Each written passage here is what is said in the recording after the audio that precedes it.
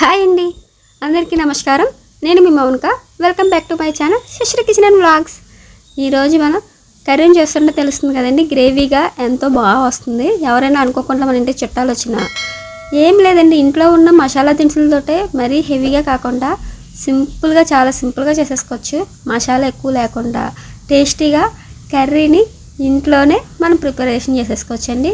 గ్రేవీగా ఎంచక్క చూస్తున్నారు కదా, మీకు వీడియోలోనే తెలుస్తుంది కదా, అంత గ్రేవీగా చిక్కగా ముక్క కూడా మొత్తం ఉడికిపోతుందండి.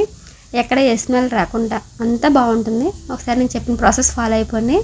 దీనికి మసాలా కోసం 2 స్పూన్లు ధనియాలు తీసుకోండి, అలాగే 1 స్పూన్ జీలకర్ర. ఇవన్నీ కూడా మనం ఇంట్లో ఉన్నవేనండి వేసుకునేది. గసగసాలు కూడా 2 స్పూన్లు వేసుకోండి. జస్ట్ మామూలు లైట్ మసాలా చెప్తున్నాను నేను. అలాగే 2 ఇంచెస్ దాల్చిన చెక్క, 4-5 లవంగాలు, 2-3 యాలక్కాయలు వేసుకోండి. మీ కారానికి మీ మసాలాకి తగ్గట్టుగా వేసుకోండి. అలాగే ఒక 10 జీడిపప్పులు వేసుకోండి. దీన్ని అంతా ఫైన్గా పేస్ట్ చేసేసుకోవాలండి. కొంచెం వాటర్ వేసి మొత్తం పేస్ట్ చేసేసుకుంటే దాన్ని పక్కన పెట్టేసుకోండి.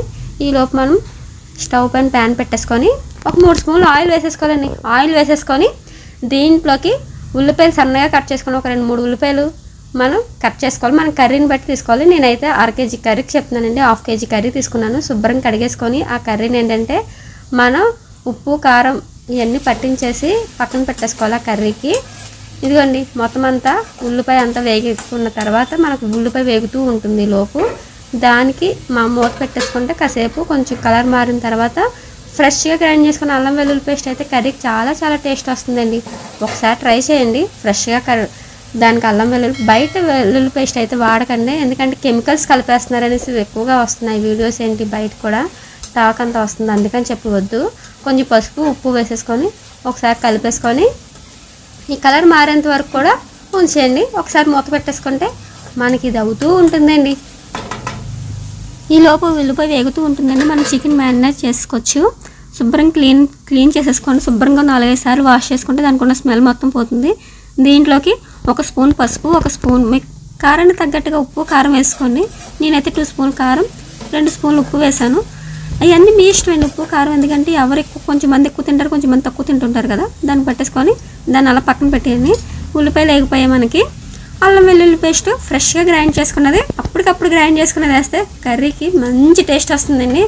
అల్లం వెల్లుల్లి పేస్ట్ చేసుకునేటప్పుడు అల్లం ఎక్కువ వేయండి, వెల్లుల్లిపాయ తక్కువ వేయండి, చాలా బాగా వస్తుంది. నాన్ వెజ్కి అలా వేస్తే కర్రీ అనేది టేస్ట్ కూడా చాలా చాలా బాగుంటుంది. ఒకసారి ట్రై చేయండి. అది వేసేసుకొని ఉల్లిపాయలు మొత్తం అలా కలిపేసుకునేక వేగిపోతుంది కదా. ఇప్పుడు మనం చికెన్ ఆల్రెడీ మ్యారినేట్ చేసుకొని పక్కన పెట్టాం కదా, ఆ మ్యారినేట్ చికెన్ని దీంట్లోకి యాడ్ చేసేసుకోండి. ఉల్లిపాయల్లోకి యాడ్ చేసుకొని ఒకసారి కలిపేసుకొని మొత్తం అంతా కూడా మనం మ్యారినేట్ చేసేటప్పుడే కలుపుకోవాలండి. ఇందులో అయితే నేను ఏ మసాలాలు వాడలేదండి. జస్ట్ సింపుల్గా మన కర్రీ ఎవరైనా అనుకోకుండా చుట్టాలు వచ్చినా మన ఇంట్లోకైనా సరే సడన్గా తెచ్చుకున్నా వెంటనే ఒక 1/2 అవర్ అయిపోయేలాగా చెప్పుకున్నాం కర్రీ. లేదు మనం చేసుకోవాలనుకుంటే కూడా నేను ఆల్రెడీ పెట్టాను వీడియోస్, ఎక్కువ మసాలాలు వాడి వెరైటీస్గా దాబా స్టైల్ అని ఇవని, అది కూడా మీరు వీడియోస్ ఫాలో అవ్వచ్చు. ఇదైతే మన ఇంట్లో మా అమ్మ అయితే నాకు ఇలాగే చేసి పెట్టేది. అప్పుడు మా చిన్నప్పుడు కర్రీ వండమంటే ఇలాగే వండేది, నాకు అది గుర్తుండి నేనైతే వండాను. ఇంతేనండి. మనం మసాలా పెట్టేసుకొని మొత్తం కర్రీ అంతా ఒకసారి మూత పెట్టేసుకోవాలి. లో టు మీడియం ఫ్లేమ్ పెట్టండి. ఎందుకంటే చికెన్లో ఉన్న వాటర్ అంతా కూడా అదంతా బయటకు వస్తుంది. దాంట్లో ముందైతే వాటర్ వేయద్దు. దాంట్లో ఉన్న వాటర్ అంతా ముందు బయటకు వచ్చేసి దాంతో అబ్జర్వ్ చేసుకొని అది బాయిల్ అవుతుంది ఆ చికెన్ అలా బాయిల్ అయితేనే టేస్ట్ కూడా చాలా బాగా వస్తుంది.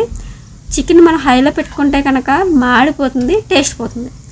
మళ్ళీ తర్వాత అయ్యయ్యో మాడిపోయింది, టేస్ట్ పోయిందంటే మనం చేసేది ఏం లేదు. చూసారు కదా, వాటర్ అయితే నేను వేయలేదు, చికెన్ నుంచి వాటర్ వస్తుంది. మీకు ఈ ఛానల్ నచ్చితే లైక్ చేయండి, షేర్ చేయండి, సబ్స్క్రైబ్ చేసుకుని అస్సలు మర్చిపోకండి. చికెన్ కర్రీకి మనం ఎన్ని రకాలుగా ఎలా చేసుకున్నా టేస్ట్ అదిరిపోతుంటుందండి. ఆ చికెన్కి ఉన్న టేస్టే ఎంతో. మరి మనం ఎలా చేసుకున్నా ఎన్ని విధాలుగా అయినా సరే చేసుకోవచ్చు. మనం ఇందాక పేస్ట్ చేసుకున్నాం కదండి, ఆ మసాలా మొత్తం వాటర్ అంతా ఎవాపరేట్ అయిపోతుంది కదండి. ఆ వాటర్ అంతా అయిపోయిన తర్వాత కొంచెం ఈ మసాలా అంతా యాడ్ చేసేసుకొని ఒకసారి దీన్ని కూడా ఒక 10 మినిట్స్ ఉడకనివ్వాలి మసాలాతోటే. 5 to 10 మినిట్స్ ఈ మసాలా అంతా కూడా ముక్కలకి పట్టాలి కాబట్టి 5 to 10 మినిట్స్ వాటర్ అయితే వేయకుండా జస్ట్ కలిపేసి లో ఫ్లేమ్లోనే మూత కవర్ చేసేసుకొని చక్కగా ఉడకనివ్వండి. అదంతా కూడా మసాలా అంతా ముక్కలకు పడుతుంది. మనం వెంటనే వాటర్ కనుక వేసేస్తే టేస్ట్ మొత్తం పోతుందండి. అందుకని చెప్తున్నాను.